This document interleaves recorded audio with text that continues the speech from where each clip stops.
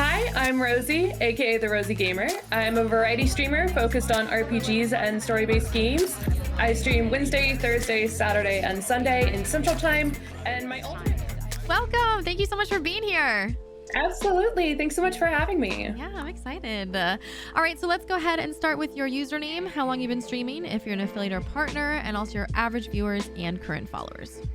Absolutely. I'm TheRoseyGamer. I've been streaming for about 2.5 years. I'm currently an affiliate, and my average viewer count is about 10, and I have about 890 followers, give or take. Nice. Perfect.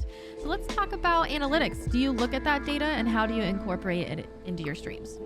I do. I always try to take everything with a grain of salt. You know, there's so many factors as to why you had X amount of viewers or so much engagement. Twitch has come out with a lot of engagement data recently, and it's really great to look at, being able to see where my viewers are coming from and what other content they tend to watch. You know, what tags are being responded to. So are they interested in a variety of games or just one? Do they like chattier streamers? And it kind of gives me a bit of an idea of kind of where I sit within everything. Yeah, you brought up tags. We can get to that question. What kind of tags do you use? Absolutely. So I really love tags that are broad, but they still kind of pinpoint my stream and my brand for what they are.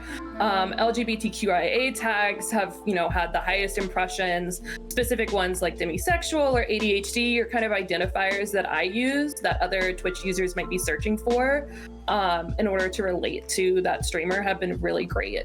Yeah. And how do you get engagement, whether that's on Twitch or in forms of social media? I love using events and incentives. We do a lot of charity events because they're not only great for engagement, they get the community going and excited and everything like that, but you're also supporting a good cause at the same time. But some smaller ones, running polls about what to play next, letting the community be involved in kind of what they see on your stream is always a great idea. Yeah. So the next question is, what works for your go live notifications and what doesn't? Yeah, I like to keep things simple and upbeat. I always want to share what I'm playing or what I'm doing and kind of what kind of energy I want to embody. I do a lot of, go live tweets on Twitter, but you don't want to kind of overcomplicate those because I think a long or overcomplicated tweet can easily be scrolled past. I also integrate a bot in Discord that'll post when I'm live, and it's just super helpful to automate the process. So you're, kind of hitting two birds with one stone on Twitter and Discord. Yeah, perfect. How do you personally adapt with social media algorithm changes? Yeah, those are tough. Social media is always changing, and it's good to remember that happens. The API can change, or there might be problems. The algorithm is always, changing. And so it can be really disheartening if you see your numbers get negatively affected. I always try and roll with the punches and be okay with trying new things to find what works. I've learned TikTok responds great to hashtags, but Twitter and Instagram aren't really hashtag heavy. So I like to adapt that strategy to each individual platform. Yeah. How do you personally get creative and stand out from the rest? I feel like it's a little cheesy to say, but I always say be yourself. And definitely embrace what your community latches onto too. So if you can't tell, I love dragons. I have my dragon headset, I have my dragon plushie.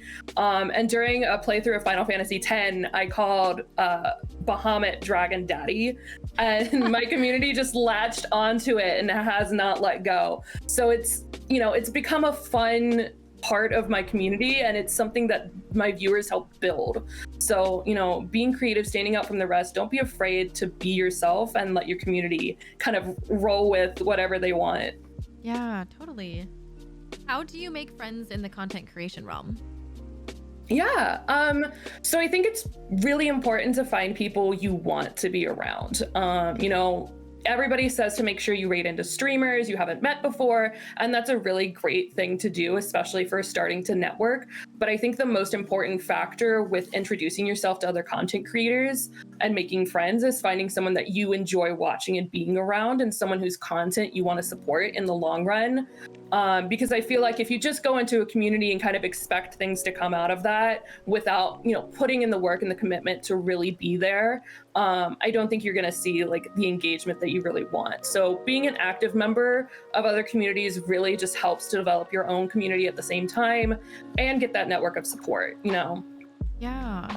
So my last question is, think back to when you started streaming to where you are right now. Is there any like one thing that kind of really helped you with your views and followers? Yeah, I've said it before and I'll say it a lot, but truly being yourself and being honest really helped to step things up. I was, before I became affiliate and before I kind of saw that CCV push a little bit further, I was always really focused on streaming what people wanted or what I thought people wanted and acting in a way that I thought would help me grow. But it was, really causing me to stress and burn out. And people notice that. Viewers notice when you're kind of stressed and burnt out, not really enjoying what you're doing. It also wasn't helping me stand out because I was doing what everybody else was and what I thought everybody else wanted. So once I really embraced being open and honest with myself on stream, I saw a lot more growth, not only in numbers, but in engagement. And, you get more regulars coming back to hang out because you've just kind of opened yourself up a whole lot more. Yeah, I love that. Very, very true. So that was my last question. Do you have any final thoughts or are you feeling pretty good? Oh gosh, I swear I had some on the top of my head.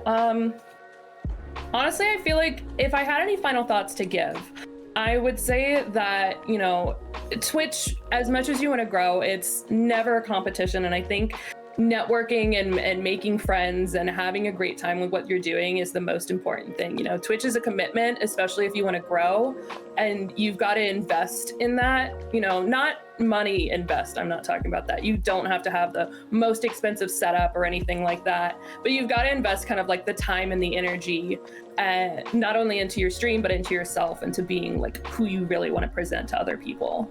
Yeah. Well, perfect. That's it from me. Thank you so, so much for doing this.